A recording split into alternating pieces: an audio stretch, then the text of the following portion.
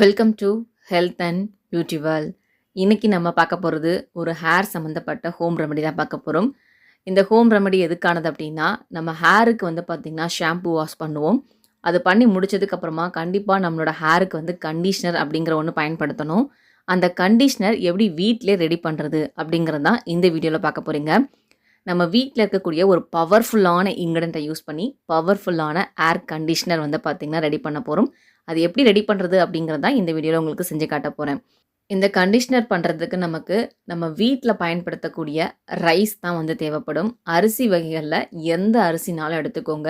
Even ration அரிசி கூட நீங்கள் பயன்படுத்திக்கலாம். இல்லைனா பச்சை அரிசி, பாஸ்மதி ரைஸ், இது மாதிரி எந்த ரைஸ்னாலும் நீங்கள் பயன்படுத்திக்கலாம். நான் ஒரு 10 டேபிள் ஸ்பூன் அளவுக்கு ரைஸ் எடுத்திருக்கேன். இந்த ரைஸ் பார்த்திங்கன்னா உங்களோட ஹேரை பொறுத்து தான் இருக்குது.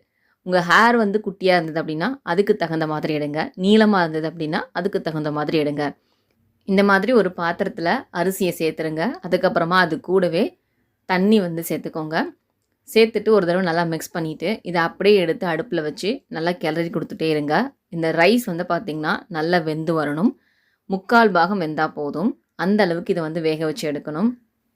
ரைஸ் வாட்டர், சாதம் வடித்த கஞ்சி தண்ணி, இது எல்லாமே பார்த்திங்கன்னா ஹேர் க்ரோத்துக்கு நல்லாவே ஹெல்ப் பண்ணும். நம்மளோட ஹேரை நல்லா சாஃப்ட் அண்ட் ஸ்மூத் அண்ட் ஷைனியாக வச்சுக்கிறதுக்கு ஹெல்ப் பண்ணும்.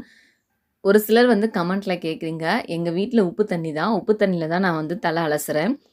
அந்த தலை அலசும் போது எனக்கு ஏகப்பட்ட முடி கொட்டுது, அதை அவாய்ட் பண்ணுறதுக்கு நான் என்ன பண்ணணும் அப்படின்னு சொல்லி கேட்டிருக்கீங்க. அதுக்குமே நம்மளோட சேனலில் வீடியோ போட்டிருக்கேன். அந்த வீடியோக்கான லிங்க்கு கீழே டிஸ்கிரிப்ஷன் பாக்ஸில் கொடுக்குறேன். நீங்கள் கிளிக் பண்ணி பார்த்துக்கோங்க. அரிசியை ஏன் நான் ஒரு பவர்ஃபுல்லான இன்க்ரிடியன்ட் அப்படின்னு சொல்கிறேன்னா, அரிசியை வச்சு செய்யக்கூடிய எந்த ஒரு ஹோம் ரெமடியுமே நம்மளோட ஹேரை பார்த்திங்கன்னா நல்லா ஸ்ட்ரென்தன் பண்ணும். ஹேர் க்ரோத்தை இன்க்ரீஸ் பண்ணும். நம்மளோட ஹேர் ட்ரையாக இருந்தது அப்படின்னா அதை நல்ல சாஃப்ட் அண்ட் ஸ்மூத் அண்ட் ஷைனியாக வச்சுக்கிறதுக்கு ஹெல்ப் பண்ணும். இந்த மாதிரி நிறைய விஷயங்களை இந்த ரைஸ் பார்த்திங்கன்னா நமக்கு பண்ணி கொடுக்கும். இப்போ அரிசி பாருங்கள், இப்போ தான் வேக ஸ்டார்ட் ஆகுது. இன்னும் ஒரு 3/4 பாகம் வேகிற வரைக்கும் இந்த மாதிரி வச்சு நம்ம ரெடி பண்ணிக்கணும். இப்போது அரிசி ஒரு 3/4 பாகம் வெந்து வந்துருச்சு. இதை எப்படி நீங்கள் செக் பண்ணணும் அப்படின்னு சொல்லி நான் இப்போ உங்களுக்கு செக் பண்ணி காட்டுறேன். கை வச்சு அமுத்துனீங்க அப்படின்னா அந்த சாதம் இந்த மாதிரி அமுங்கணும். இந்த அளவுக்கு நீங்கள் வேக வச்சு எடுத்தால் போதும். இந்த அளவுக்கு வந்துருச்சு அப்படின்னா நீங்கள் அடுப்பை ஆஃப் பண்ணிவிட்டு இது கொஞ்சம் ஆற விட்டுருங்க. இது ஆறுனதுக்கப்புறமா நம்ம இதை மிக்ஸி ஜாரில் போட்டு ஃபைனாக அரைக்க போகிறோம். அதுக்கு முன்னாடி இதில் ஒரு சில பொருட்கள் எல்லாம் சேர்க்கணும். இப்போது என்னோடய ஹேருக்கு எவ்வளோ தேவையோ அந்த அளவுக்கு பார்த்திங்கன்னா இந்த சாதத்தை மிக்சியில் சேர்த்துக்கிறேன்.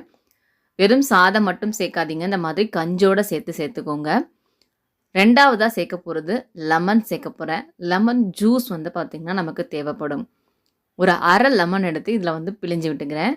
நிறைய பேர் ஹேருக்கு லெமன் யூஸ் பண்ணலாமா அப்படின்னு சொல்லி கேட்குறீங்க. தாராளமாக யூஸ் பண்ணலாம். அது ஒன்றுமே நம்ம ஹேரை டேமேஜ் பண்ணாது. அடுத்து 3ஆவதாக சேர்க்க போகிறது தயிர் சேர்க்க போகிறேன்.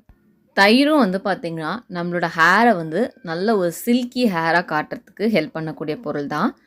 நல்ல ஒரு குழி கரண்டியில் ஒரு கரண்டி ஃபுல்லாக பார்த்திங்கன்னா தயிர் சேர்க்குறேன்.